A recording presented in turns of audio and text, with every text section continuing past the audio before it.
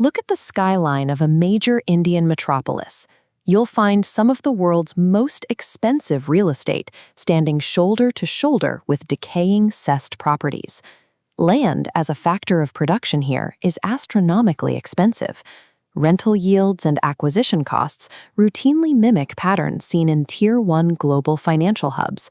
Yet the municipalities responsible for governing these spaces and maintaining infrastructure operate on negligible budgets. Nationwide, the budgets of Indian urban local bodies constitute only 1.3% of the country's GDP. The revenue generated from their own sources is even lower, hovering at a mere 0.6%. Despite generating massive private land value, these cities suffer a structural paralysis. Municipalities remain underfunded, unable to capture the land rents they help create. This chart compares property tax revenues as a percentage of GDP. India sits at the far right, extracting just 0.2%. Contrast this with leading economies on the left. The UK captures 3.11% and the US 2.47%. To see this macro shortfall locally, examine the Brihan-Mumbai Municipal Corporation budget. Focus on property tax as a percentage of total outlay. Over 8 years, its contribution plummets from 24.7% in 2016 down to a projected 7.5% for 2025. This revenue collapse forces urban local bodies into critical financial dependency. They rely on unpredictable transfers from state and central governments to maintain operations. The persistent shortfall indicates that the current property tax mechanism struggles to convert rising private land values into stable municipal revenue. We model property valuation using a standard Cobb-Douglas production function. Total value, V, is determined by specific inputs. Phi of A represents locational advantage, encompassing public amenities. K is the physical capital investment, and L is the fixed land area. The landowner faces a clear maximization problem. They seek to optimize their capital investment, minus the cost of that capital, denoted here as R times K. Solving this first-order condition yields the optimal level of investment, K star. Geometrically, this represents capital optimally rising to meet the exact potential of the land and the surrounding public amenities. In a frictionless, zero-tax environment, capital investment optimizes purely based on the quality of local public goods and the prevailing cost of construction. Now introduce the mechanism of a standard property tax. This is an annual levy applied to the combined annual property value, meaning it taxes both the inelastic land and the physical structure simultaneously. This alters the landowner's optimization problem. A new tax rate parameter, T sub p, now acts directly against the total property value.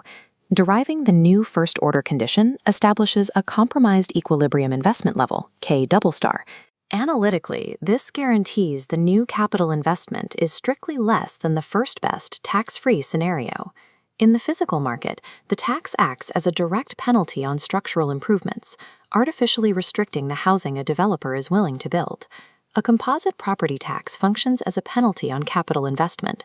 It generates a deadweight loss that structurally constricts housing supply and drives up urban real estate costs. If municipal revenue is so low, an obvious policy question arises. Why can't the government simply increase the per-unit tax rate? We test rate hikes using the total tax collection equation. Revenue T equals the tax rate multiplied by the optimized property value. Taking the partial derivative reveals a strict mathematical ceiling. Revenue only increases if the tax rate remains below 1 minus alpha. This is a Laffer curve phenomenon.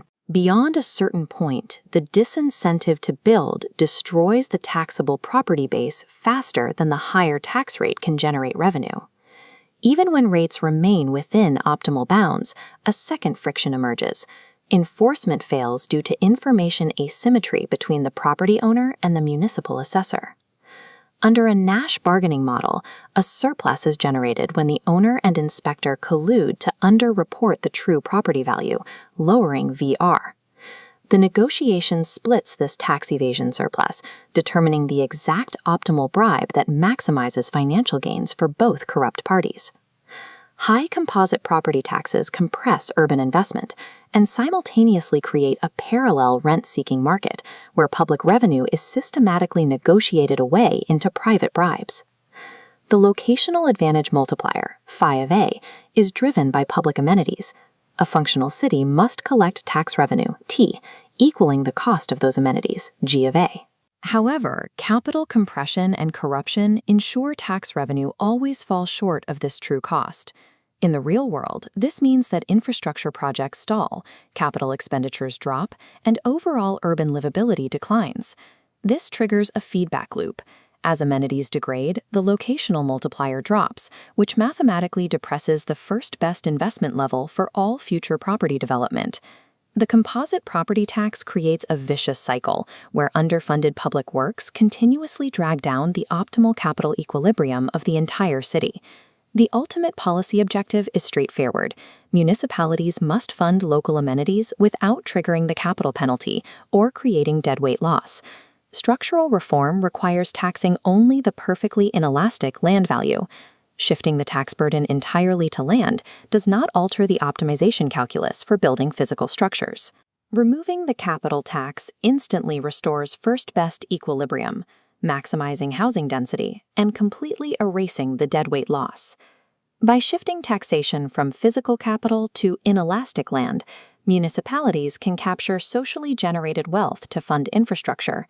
This permanently severs the link between public solvency and the structural punishment of housing supply.